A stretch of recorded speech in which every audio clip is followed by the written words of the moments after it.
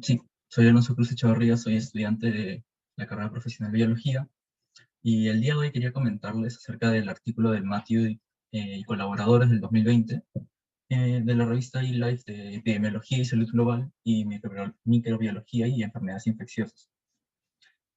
El estudio de Matthew explora la emergencia local de mutantes K13C580Y de Plasmodium falciparum asociadas con resistencia a artemisinina in vitro en la Amazonía. Um, Bien, para comenzar, podríamos pensar un poco acerca de cuál es la pregunta de investigación en la que gira en torno todo el estudio. Eh, y del cuerpo del estudio se desprenden las siguientes. En primer lugar, si es que las variantes PFK13 han persistido en Guyana desde su primer registro en el 2010. Y dos, de ser esto cierto, cuál es la prevalencia actual en el tiempo del estudio, que es entre el 2016 y el 2017.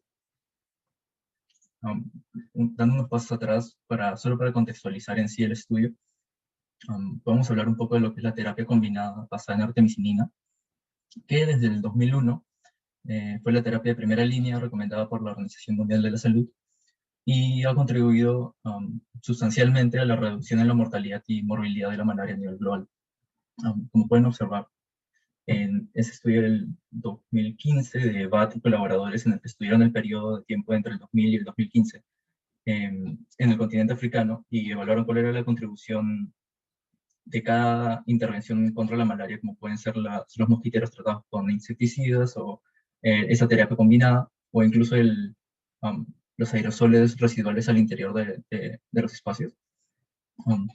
Observaron que esta terapia combinada basada en artemisinina contribuía entre un 19 y un 24% del esfuerzo total para controlar a la malaria. Sin embargo, ¿qué es esta terapia combinada? Básicamente combina una droga que sea un derivado semisintético de la artemisinina, que sea el artesunato, el arteméter o la dihidroxiartemisinina, que tiene una vida media bastante baja, con una droga compañera que tenga una vida media bastante, relativamente alta, que puede ser la lumetrafina, la mefloquina, la modiaquina, la piperaquina, la pironaridina, entre otros. Y de esta manera ejercen una presión antimalárica constante a lo largo del tiempo de acción de ambos fármacos, ¿no? Y de esta manera también previene la emergencia de resistencia a artemisinina, de cierta manera. Sin embargo, alrededor del 2008 se comenzó a registrar una reducción en la eficacia de la artemisinina, como podemos observar en este estudio de Don Dorp y colaboradores del 2009, en el que comparan en esta figura una monoterapia con artesunato o una terapia combinada de artesunato y mefloquina en Camboya y en Tailandia, en dos regiones del sudeste asiático. Y se observa que, comparando entre las regiones, para ambas terapias, en Camboya, que son las líneas moradas y rojas, en comparación a Tailandia, que son las líneas celestes y naranjas, se observa que hay una reducción en su eficacia al ver que para alcanzar la misma magnitud en una reducción en la densidad de parásitos, demora aún más, ¿no? Indica o sugiere que se demora más en actuar el fármaco. En los años siguientes se comenzó a evidenciar que había una rápida difusión de la resistencia a lo largo del sudeste asiático, como observamos en esta gráfica de la investigación de Ashley y colaboradores del 2014. Se observa que en múltiples regiones del sudeste asiático están diferenciando entre variantes o casos clínicos en los que el tratamiento con esta droga, con artemisinina, logra una eliminación de parásitos, una vida media de eliminación de parásitos menor o igual a 5 horas, en el caso del color grisáceo celeste, y en el caso del color rojizo muestra una vida media de eliminación de parásitos mayor a 5 horas. La que es mayor es el límite para considerar una eficacia reducida de este fármaco, y se observa que a lo largo de esta región había un aumento en la proporción de estas variantes, e incluso en algunas regiones se volvió la variante predominante. También hay otros patrones comportamentales o que tienen que ver con la actividad económica que están relacionados a la emergencia de resistencia. En particular, vamos a hablar de lo que es la actividad minera, que como que el comportamiento o los patrones de los mineros lo relacionan con un uso errático del fármaco, no siguen tal vez em, el periodo o la, digamos, el periodo de administración debido. También otro factor es que en muchos casos se automedican con fármacos de calidad subestándar o incluso utilizan monoterapias, que no es la terapia recomendada. Ahora, em, esto no es ajeno a nuestra realidad local. Si uno lo quisiera contextualizar a nivel nacional en Perú, en ese estudio de Sánchez y colaboradores del 2017, muestran, al menos en la gráfica muestran a lo largo del tiempo el número de casos de malaria en zonas de minería y zonas no mineras. Y una de las conclusiones de esta investigación fue que en centros de salud en zonas de intensa minería ilegal de oro se reportaban hasta 30 veces más casos de malaria que en zonas no mineras. Regresando un poco al enfoque de lo que es este estudio, se concentraron sobre todo en una de las mutaciones, en la mutación C580Y, ya que es la única que ha sido registrada en el territorio de Guyana. Y sin embargo existen otras mutaciones que están asociadas a la artemisinin, como han sido reconocidas por la OMS en el 2018, en uno de sus informes técnicos del 2018, otra serie de mutaciones. Entre ellas está M476I, que fue aquella reconocida en este estudio de Arie y colaboradores del 2014, en el que, para identificar cuáles eran los diversos cambios en el genoma del parásito que se habían relacionados a una disminución en la susceptibilidad al fármaco, expusieron al parásito a cada vez más concentraciones de artemisinina y ejercer una presión selectiva para ver cuáles eran las mutaciones que surgían, que podían estar relacionadas a este estrés que causaba el tener el fármaco en su entorno. Y entre ellas identificaron a la mutación M476I y sobre todo las mutaciones en el cromosoma 13 en la proteína KELK. Ahora, como mencioné, se concentra sobre todo en la mutación C580Y, ya que es la única que fue registrada en el territorio de Guyana. Pero también hay que tener en mente la mutación R539T. Esta es la que ha mostrado los mayores niveles de resistencia in vitro en los parásitos del sudeste asiático. Bueno, teniendo esto en mente, los objetivos generales de esta investigación fueron, uno, evaluar la persistencia de las variantes PFK13 en Guyana desde el 2010, y dos, evaluar la prevalencia de las variantes PFK13 en el 2016 y 2017. Ahora podemos hablar de cómo se investigó y qué es lo que se encontró. En primer lugar, realizaron una recolección de muestras pasiva. Todos los pacientes o todos los individuos que se acercaban a clínicas que presentaban cuadros de fiebre fueron incluidos. Y se logró recolectar hasta un total de 854 muestras en múltiples regiones de Guyana. Y de ahí se realizó una secuenciación utilizando el método de Sanger, con lo que encontraron que 1.6% de su total de muestras presentaba la variante mutante. E incluso encontraron que en la región número 1, la prevalencia de la mutante era de incluso 8.8%. A lo largo del estudio podemos ver cómo ha cambiado a lo largo del tiempo esta clona de mutante. Sin embargo, se ha mantenido una baja prevalencia y no ha logrado como que superar a las clonas salvajes, a las variantes salvajes. Podemos observar que se registró por primera vez en abril del 2016, alcanzó su máximo en junio del 2016 con un 25% de prevalencia. Y a lo largo de este periodo de tiempo entre octubre del 2016 y marzo del 2017 no se registró, a pesar de que a lo largo de este periodo en esta zona en Guyana se mantuvo una transmisión constante de la malaria. Ahora, habían identificado que aún permanecían estas mutantes dentro de la población de Guyana. Habían calculado un poco su prevalencia actual. También se preguntaron si es que qué relación tenían con las mutantes del sudeste asiático. Es decir, si es que, cuáles son las causas de que hayan surgido en Guyana, si es que fueron importadas o si surgieron de manera independiente. Para hacer ello, secuenciaron el genoma completo de todas las muestras mutantes y una serie de muestras salvajes de Guyana, y las compararon contra las muestras mutantes del sudeste asiático, que están agrupadas de la siguiente manera, como pueden ver en la gráfica.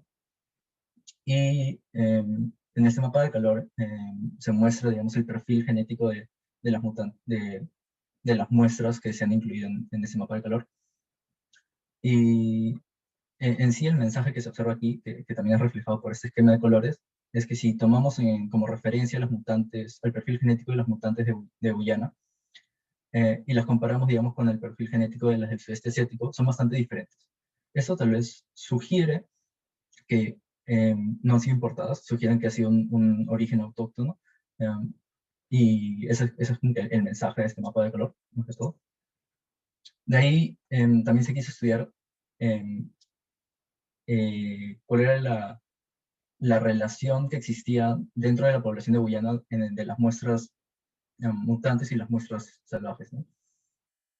En esta gráfica se muestra este índice de similitud, que es el de qué tan idénticos son de acuerdo a su descendencia, que en este caso muestra con un IBD mayor a 0.77, que hay un alto nivel de similitud entre los pares de muestras que presentan la mutación.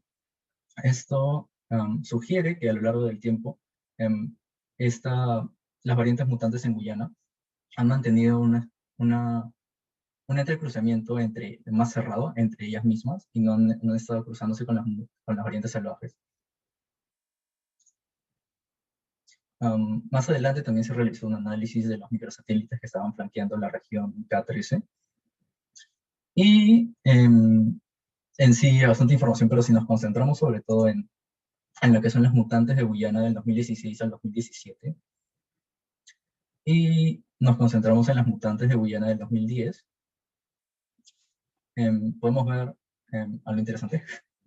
Uno, si nos concentramos en el microsatélite de unos 6.36 kilowatts, esa corriente arriba, se observan dos haplotipos, el haplotipo con 277 y el haplotipo 280.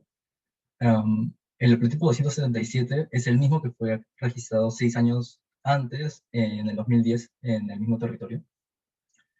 Esto sugiere que esta línea de parásitos ha persistido a lo largo del tiempo, y es la misma línea de parásitos. Es una única clona que ha sobrevivido a lo largo del tiempo, estos últimos 6 años. Ahí el haplotipo 280 fue la primera vez que fue registrado, fue en este estudio. Es algo nuevo que sugiere que acaba de aparecer y que merece como que continuar siendo monitoreado. Y eso es lo que muestra, ¿no? La alta similitud entre los microsatélites de los haplotipos de las mutantes sugieren que un único linaje clonal sobrevivió a lo largo del tiempo.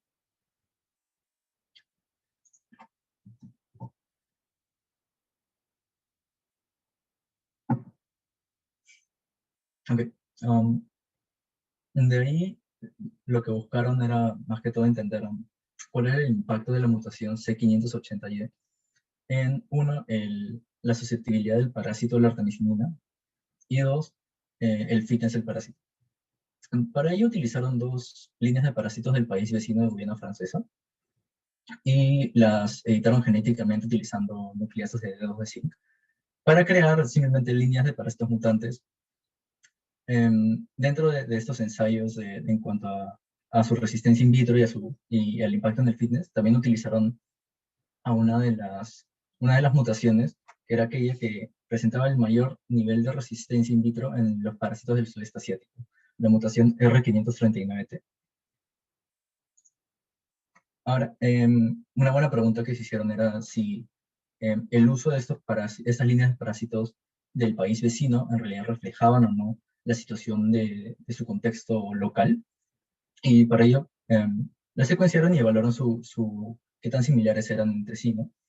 En la figura C se observa cómo las muestras de Sudamérica, del país de Guyana, y las muestras de Guyana francesa se agrupan en un clúster y separadas de las muestras del continente africano, indicando que hay una, sugiriendo que son diferentes, ¿no?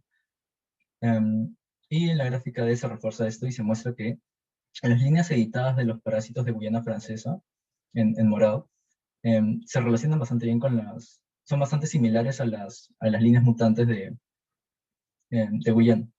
Este alto nivel de similitud genómica entre ambas líneas de parásitos indica que observar los fenotipos de Guyana Francesa en verdad son relevantes para entender la situación que está sucediendo en Guyana. Ahora, en esta gráfica, en sí lo que muestra es que las mutaciones asociadas a la resistencia a la artemisinina en realidad aumentan la tasa de supervivencia del parásito. En el eje X vemos las líneas de parásitos, las líneas parentales, las líneas editadas, y en el eje Y estamos viendo la tasa de supervivencia en porcentaje en una escala logarítmica. Y vemos que, por ejemplo, la mutación C580Y en la línea R086 tiene hasta un incremento en 23 veces en la tasa de supervivencia. En la línea 0141A hay un incremento hasta en 50 veces, y el mismo caso se da para la línea R086 para la mutación R539. En resumen, estas mutaciones aumentan la tasa de supervivencia del parásito. De ahí también intentaron investigar un poco acerca de lo que era el impacto en el fitness de los parásitos. Entonces compararon mediante ensayos de crecimiento en competencia a las líneas parentales y las líneas salvajes y las líneas mutadas. Si tenemos el caso hipotético, bueno, sí, lo que realizaron era co-cultivar las líneas mutantes y las líneas salvajes, iniciando con una proporción de 1 a 1, y a lo largo del tiempo ver cómo cambiaba esa proporción y ver cuál era la que predominaba, cuál era la que estaba siendo, no se estaba como que subordinada a la otra, digamos. Podemos observar a lo largo del tiempo, a lo largo de los días, que hubo una disminución en el porcentaje de parásitos mutantes para todas los diferentes variamientos que se hicieron, indicando que había un ligero déficit en el crecimiento debido a las mutaciones C580Y y R539T. En adición, si es que también comparamos entre, digamos, las dos mutaciones, por ejemplo, si comparamos las líneas naranjas y las celestes, podemos ver de que la mutación C580Y está por debajo, indicando que ella le confiere un mayor costo al fitness en relación a la mutación R539T. Lo mismo también, este mismo mensaje se ve reflejado en la gráfica de abajo, en la que muestra el cambio porcentual por cada generación en la frecuencia alélica de los mutantes en relación al salvaje. Un cambio negativo indicaría que se está viendo disminuida a lo largo de cada generación. Y bueno, indica que los alelos salvajes están aumentando en proporción. Si es que comparamos ahora también entre líneas celulares, entre líneas de parásitos, por ejemplo, comparando el naranja contra el verde, la línea de parásitos R086 y 0141A, podemos ver de que una de ellas se ve afectada aún más en relación al costo en el fitness, ¿no? Es decir, que el pasado genético tiene un impacto en la severidad del déficit en el fitness. Bueno, en conclusión, el estudio logró identificar logró llegar a los siguientes puntos. En primer lugar, identificaron que la emergencia de las mutaciones PFK13 C580Y en Guyana era una emergencia de novo, y que estas mutantes habían persistido en la población a largo plazo. Se identificó que eran un único linaje clonal, que era de origen autóctono, y identificaron que mantenía una baja prevalencia en el territorio de Guyana.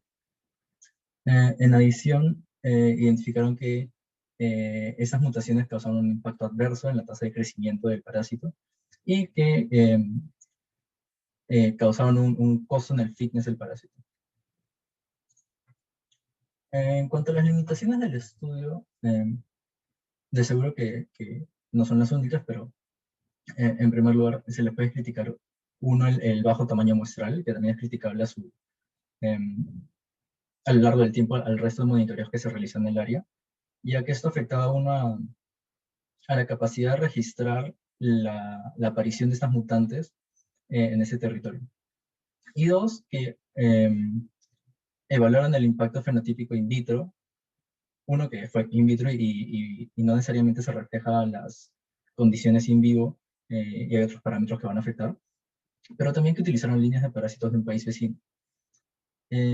Lograron validar y lograron utilizar unos parásitos del país vecino y de alguna manera reflejar la realidad local, pero aún así no es una... Al no utilizar los insumos o los recursos del contexto local, no necesariamente estás reflejando la situación de tu estudio, ¿no? Y por último, ¿qué futuras investigaciones surgen a partir de la información mostrada en el artículo? Uno sería pensar en cuanto a cuál es el panorama actual de la resistencia en la Amazonía peruana, teniendo en cuenta que ya han habido un evento anterior con otro fármaco. Dos, evaluar la relación entre la minería ilegal de oro en el Perú y la emergencia de resistencia a artemisinina, teniendo en cuenta que la minería ilegal de oro está bastante presente en la región de la selva. También podemos evaluar el impacto in vivo de la mutación, teniendo en cuenta que ahí se añaden otros parámetros que también van a contar como factores eh, eh, que van a afectar nuestra percepción del impacto in vitro. Y por último, evaluar por qué es que las variantes mutantes se mantuvieron en tan baja prevalencia a lo largo del tiempo en esta zona en este territorio, ¿no? Teniendo en cuenta que en el territorio asiático se mantuvieron em, en poco tiempo o en el mismo plazo de tiempo lograron incluso superar en ciertas regiones, incluso ser la variante predominante. Bueno, eso sería todo. Gracias. Muchas gracias, Alonso. ¿Alguna pregunta o comentario?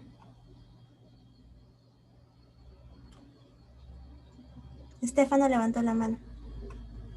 Sí, gracias. Quería preguntar si crees que si la búsqueda de casos haya sido activa, ¿tú crees que la proporción de variantes a la prevalencia haya cambiado?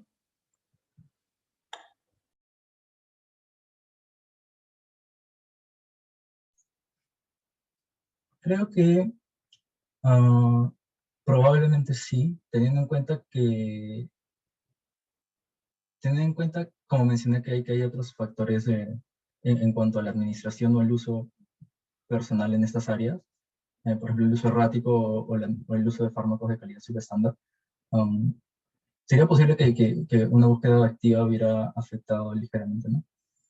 No estaría seguro de cuánto sería la magnitud del cambio, pero sí esperaría que sea mayor su prevalencia. ¿Sabes más o menos cuánto es la prevalencia de casos submicroscópicos o asintomáticos en Guyana? En verdad no tengo esa información, no estaría seguro de ello. Porque si estaría ocurriendo lo mismo que en Perú, que la mayoría de casos son o asintomáticos o submicroscópicos, y solo estarían tomando muestras pasivas, creo que habría un sesgo del grupo muestral que están tomando. No sé si alguien tiene algún comentario sobre eso.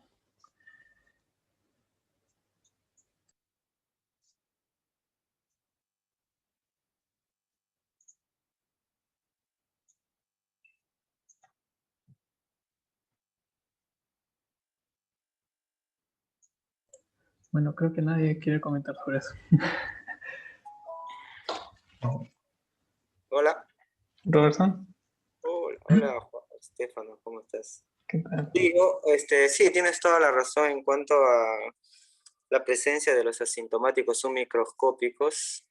Es indudablemente que va a cambiar la prevalencia si es que nosotros analizamos ese grupo poblacional que está escondido o está enmascarado si utilizamos la técnica de microscopía. y obviamente es, como dice Alonso, la prevalencia sí ha de cambiar, inclusive hasta 3 veces más posiblemente. Entonces, sí, ese grupo de los asintomáticos, por ejemplo, acá en Loreto, más o menos el 80% de las infecciones eh, son caracterizadas en cuanto a tener baja densidad parasitaria, es decir, ser microscópicos y asintomáticos, ¿no? Entonces, si trasladamos ese contexto epidemiológico de la Amazonía peruana con la parte de Guyanas, entonces sí vamos a ver un incremento, como dije, de 3 a 4 veces más de la prevalencia de esta mutación, ¿no? Sí, ese era mi comentario. Muy bien, gracias.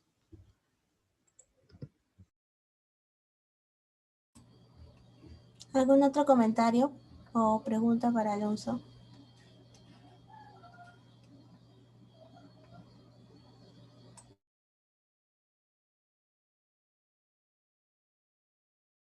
Estefano. Yo tengo, pero si alguien más quiere preguntar antes que yo, normal. Creo que mejor pregunto, mientras todos piensan sus preguntas. No entendí mucho lo de la relación de la minería ilegal con lo de la resistencia específicamente al, al acta. Ya. Mencionaba que entre los factores que favorecían a la aparición de la resistencia se encontraban ciertos comportamientos como el uso errático, la automedicación o monoterapias. Y comentaban de que em, estos comportamientos se veían, se habían sido exhibidos también dentro como de comunidades mineras, sobre todo debido a que mencionaban que debido a su movimiento, como que lejanía a centros de salud, digamos, tenían una transmisión inestable y tenían un uso inestable de los fármacos. Creo que más bien esa era la idea de el tener la presión de ese trabajo no favorecía a la aparición de la resistencia, sobre todo teniendo en cuenta que afectaba cómo iban a utilizar el fármaco o qué clase de fármaco tenían a su disposición. No sé si es una Sí, responde. sí, y si trataras de ver esa sensación, pero acá en Perú, ¿qué otros grupos de riesgo tomarías en cuenta en el contexto peruano, digamos? No, otros grupos sociales, otros Sí. grupos de seres humanos. Um, bueno,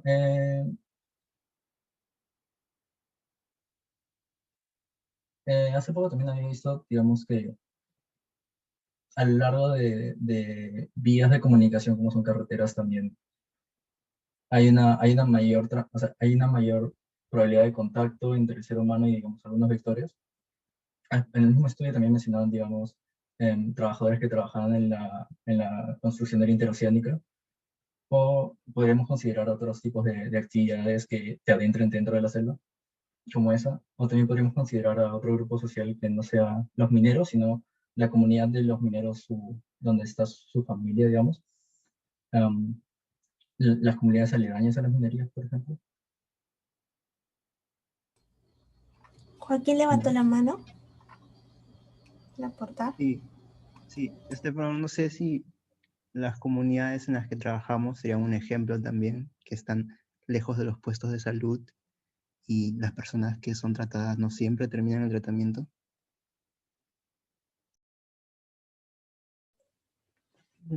Ok, gracias.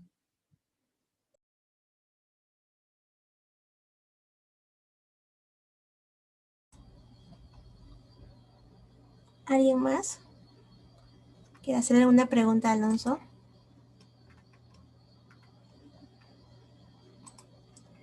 A ver, Pablo, Alejandro, levanta la mano.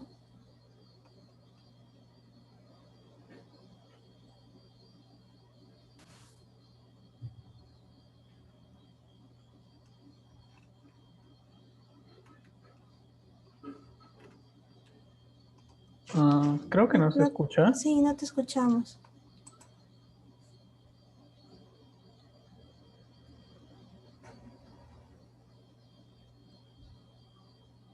Ya. A ver. ¿Alguien más mientras Pablo Fonseca arregla su audio tendrá un comentario para Alonso? ¿Por qué escogiste este artículo?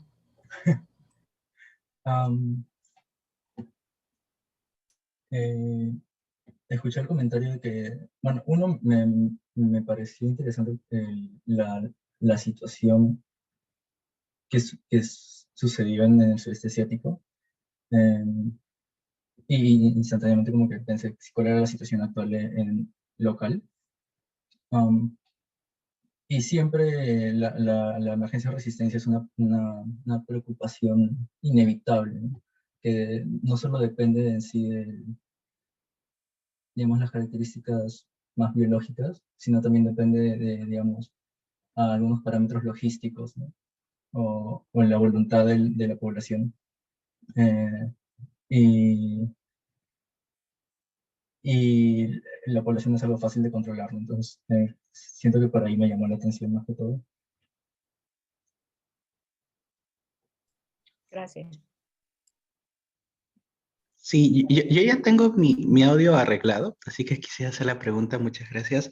Estaba viendo ese mapa en el que mostraban los clusters de las variantes africanas y las variantes sudamericanas, y veo que los componentes principales tienen 5% y 3% de la variancia preservada, ¿no? Entonces, no sé si eso es suele ser suficiente y cuál es la data de entrada para calcular estos mapas, ¿no? Esa sería mi pregunta. Personalmente eso también me llamó la atención. A primera vista no sentía que los componentes principales, la suma sea un reflejo de lo que está sucediendo en realidad. Aunque asumo que serían válidos, o la razón por la cual se pensó que serían válidos es que al menos, incluso con esta baja representación de la realidad, mostraban esos agrupamientos bastante marcados, ¿no? En esos, no sé exactamente cuál es digamos, los límites para considerarlos válidos. No sé si alguien puede ayudarme con eso, pero eso es algo que no sabría. Los datos de entrada, es algo que me pregunté en su momento y me costó comprender porque no es algo explícito en el texto, pero asumo que son más que todo los mismos, asumo, no estoy seguro de ello, pero asumo que son los mismos marcadores genéticos que valoran acá, ¿no? Los polimorfismos de un solo nucleótido, pero tampoco estoy seguro de ello.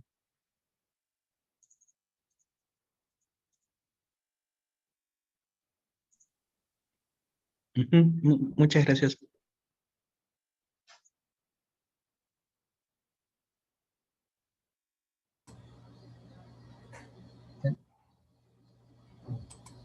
¿Alguien más desea participar?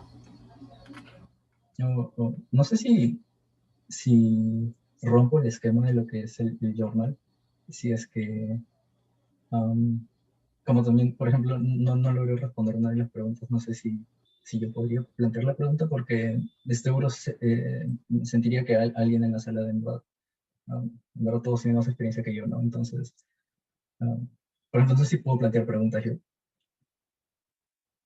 ¿No está mal? Sí, dale. Sí. Por ejemplo, esa era una buena pregunta que en realidad para el estudio de poblaciones, por ejemplo, o el estudio genético, ¿cuál sería un buen límite para considerar como válido algunos análisis de PCA, ¿no? Digamos?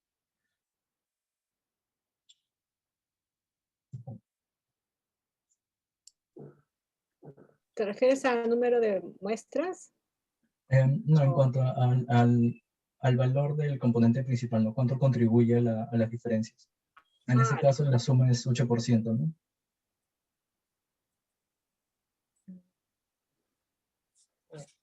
No, sí.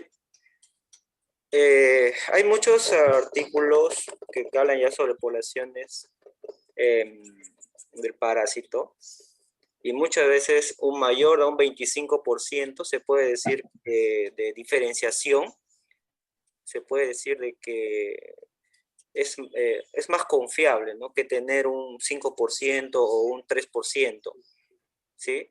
Sería más o menos el límite que puedas tomar como cutoff. Sí, porque hay muchas veces 20% o 14% sí es muy baja la diferenciación, ¿no? Entonces puedes tomar ese valor como cutoff. ¿Pero tú lo estableces, Robertson, o lo establecen ciertos parámetros dependiendo del N muestral, de la pregunta? ¿Cómo lo estableces? En realidad tiene mucha relevancia en cuanto al N muestreal, ¿no? Y los marcadores que estás utilizando, ¿no? Entonces, mientras más marcadores y un N representativo, obviamente vas a tener una diferenciación mucho mejor, ¿no? Perdón, una diferenciación mejor. Entonces, en este caso, me parece que están utilizando solo 8 marcadores microsatélites. No estoy seguro. Pero en realidad 8 es muy bajo, ¿no?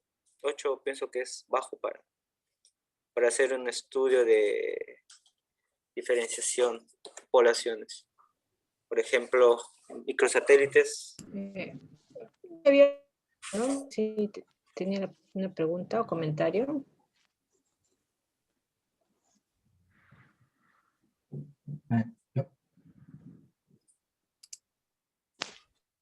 Diony, no se escuchó bien. ¿Qué dijiste?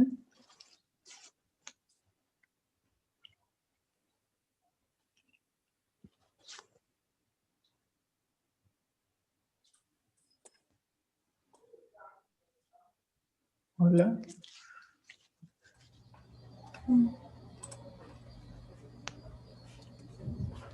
Parece que se fue. Sí.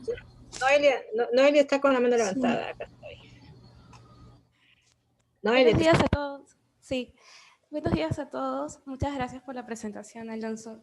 Yo tengo una pregunta. Si conoces la función biológica de la región K13 de Plasmodium falciparum, porque, bueno, algo que me llamó la atención de tus conclusiones es que las mutaciones en esta región provoca una baja tasa de crecimiento asexual y también le impacta en el costo del fitness del parásito. Entonces, eso a mí me hace deducir que esta región de repente es importante para la reproducción sexual del parásito.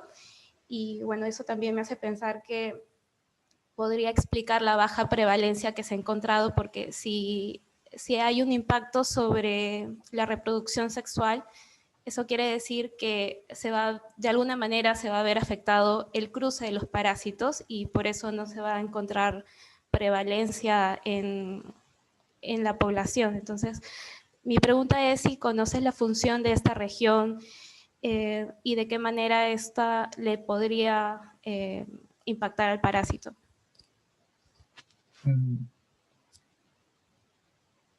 No, la respuesta honesta y sincera y corta es no lo sé. Sí investigué, intenté entender cuál era la función de la región, sin la mutación, cuál era su función original, digamos. No, siendo honesto, no comprendí bien cuál era su función. Entendí que tenía que ver con, supongo que participaba en el metabolismo del parásito. No entendía exactamente bien cómo. Eso era algo que escapaba sentí que escapaba ligeramente, pero era una curiosidad que tenía, pero que no la pude satisfacer en ese momento. He hecho una como que búsqueda rápida y dice que está asociada con el desarrollo de las fases asexuales eritrocíticas, pero que su función en sí no se conoce, pero que sí hay bastantes variantes que están, bueno, como ya explicó Alonso, asociadas a esta resistencia. Claro. Muchas gracias, chicos.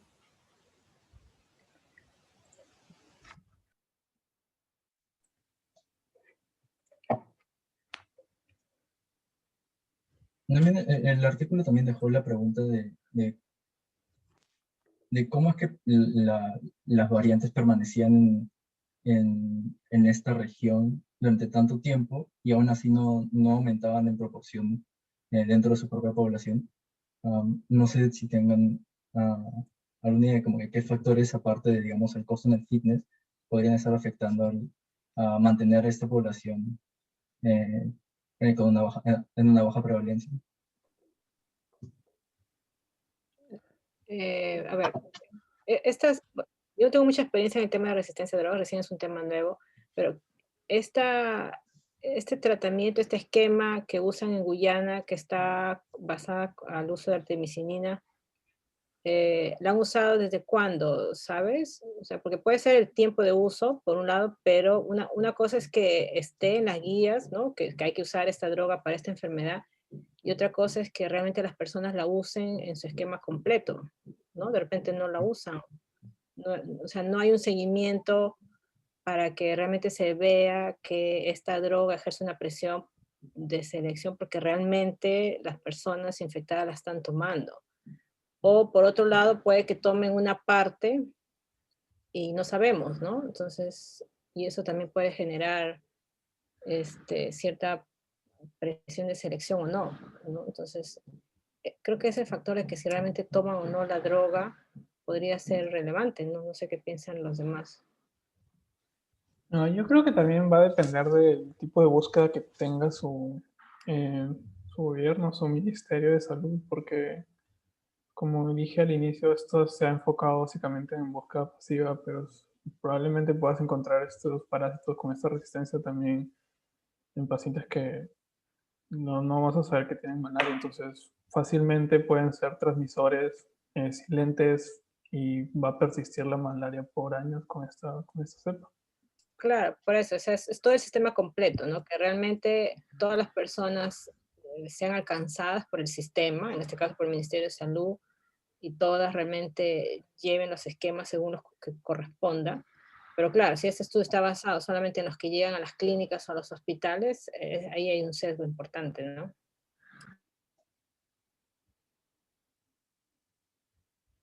Sí, de hecho. Sí, tiene sentido. Eso es lo que vemos también en el caso de acá de Perú, por ejemplo. El ministerio dice siempre que la adherencia a los tratamientos es entre el 95 y 100%. Y cuando nosotros hicimos un estudio en el 2007-2008 por ahí, se encontró que la adherencia era solamente el 62%, ¿no? Y eso que fue un estudio, ¿no? Controlado en una determinada comunidad. Pero si eso lo extrapolamos a todas las regiones endémicas de malaria, tal vez la adherencia es mucho menor, ¿no?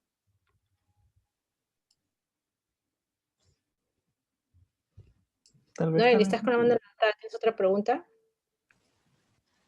No, doctora, olvidé bajar la mano de la participación anterior, pero sí, estoy de acuerdo con lo que dice. La adherencia de todos los individuos a terminar su tratamiento puede ser un factor, y también porque hay un grupo importante que no recibe tratamiento y tiene estas infecciones submicroscópicas. Creo que ha mencionado también lo de que dijo Diony de estudio del 2007, donde del tratamiento, que no hacían el tratamiento tal vez. No sé si hay otro estudio más reciente, pero podría ser un tema de tesis como una actualización de eso, ¿no? Y ver el estado actual. Tal vez relacionarlo un poco con resistencia. Lo que sí me quedó un poco de duda es que tienen varias muestras con whole genome sequencing, pero solo se hicieron enfocar en, digamos que en este marcador, pudiendo ver otros marcadores de resistencia. No sé si alguien tiene algún comentario sobre eso, pero eso sí me quedó un poco Sí.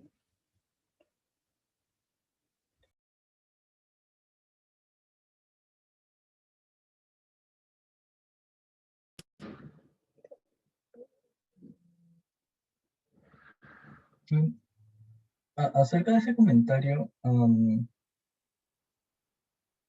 me parece que en un momento del artículo sí mencionan que exploraron si es que habían otras mutaciones asociadas a la resistencia en los marcadores, y ninguna de las mutaciones anteriormente descritas fueron observadas, y listan algunas de estas mutaciones en otras zonas de su genoma, ¿no? Entonces, supongo que en sí lo que no lograron observar que ninguna de estas aparecían.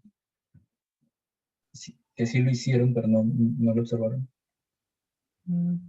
Tiene sentido. O tal vez solo se quieren enfocar en PK13 acá y de repente hay otro artículo del mismo grupo con otro target, otra mutación.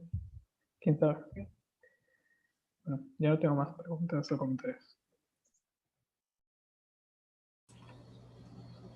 Muy bien. Alonso, ¿te queda algún otro comentario? No. Gracias. Todo bien. Antes de terminar, ¿alguna última pregunta o comentario para Alonso? Su presentación.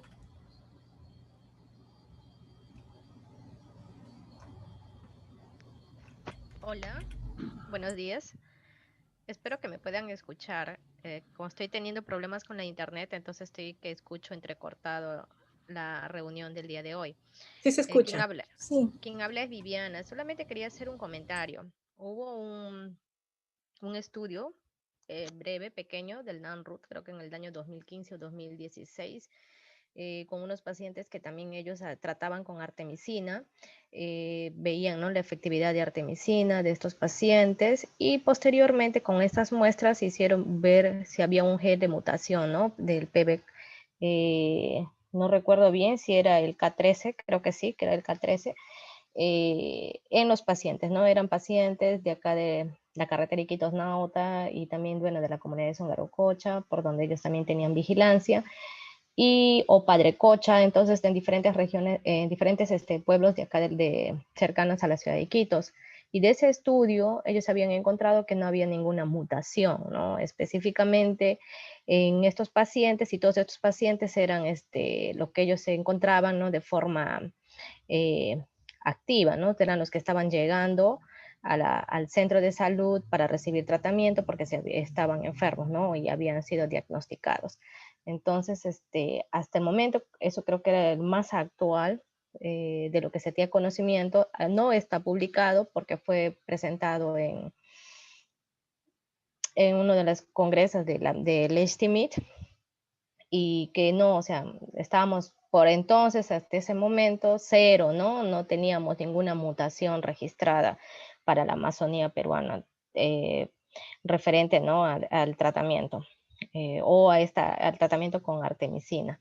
Entonces, no, necesariamente necesitamos más estudios. Eso fue algo más corto, pero el gold estándar de ellos eran que todos ellos habían sido tratados con artemisina, ¿no? Y estaban queriendo ver si ya dentro de estos pacientes alguien había podido tener alguna mutación, etcétera, ¿no? Pero no se había encontrado.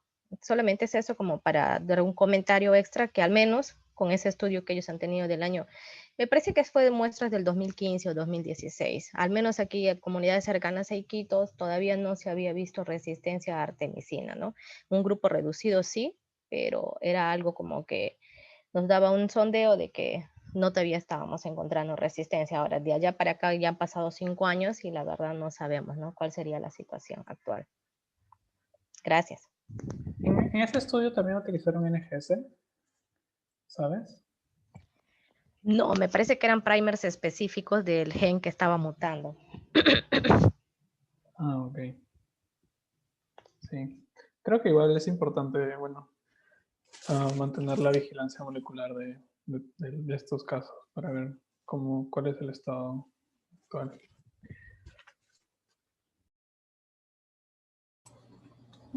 Muy bien, muchas gracias a todos por sus comentarios. Muchas gracias, Alonso, por tu presentación. Y bueno, nos esperamos la próxima semana, que va a presentar ¿quién Oliver. era? Oliver, sí, Oscar. Y muchas gracias a todos por asistir temprano también. Gracias. Y si se quieren Gracias. anotar para exponer, está la lista disponible. Hay fechas disponibles todavía para este primer periodo. Gracias, Caroline.